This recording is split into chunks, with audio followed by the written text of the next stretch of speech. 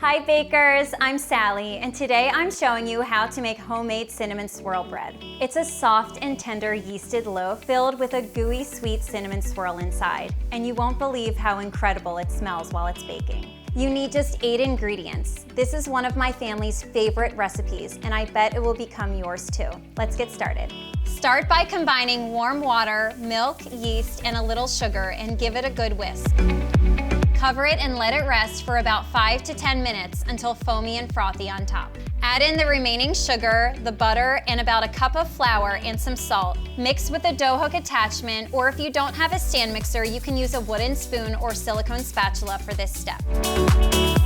Add another cup of flour and mix again to combine. Add the remaining flour and beat until the dough comes together. If the dough seems too wet and sticky to knead by hand, add a little more flour, 1 tablespoon at a time. The dough should pull away from the sides of the bowl and form a mass around the dough hook. Lightly flour a surface in your hands and knead the dough for 8 to 10 minutes until the dough feels smooth and elastic.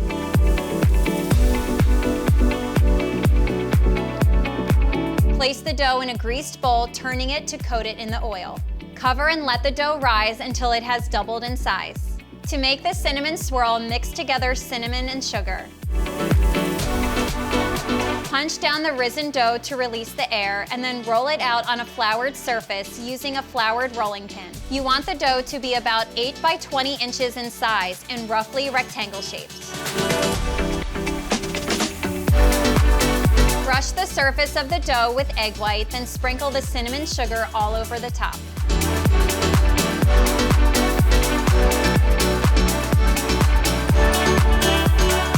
Roll the dough up into an 8-inch long loaf and place it in a greased loaf pan, seam side down. Cover the shaped loaf and let it rise until it's about 1 inch above the rim of the pan. Brush the top of the shaped loaf with melted butter before baking. This bread takes about 35 to 45 minutes to bake. Let it cool slightly before slicing. I hope you enjoy every bite of this bakery-worthy bread.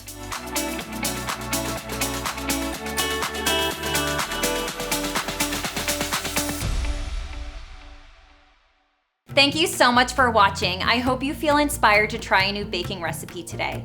Head over to my website for the full written recipe and all of my success tips. You can also ask a question right there on the recipe page, and my team and I will be happy to answer.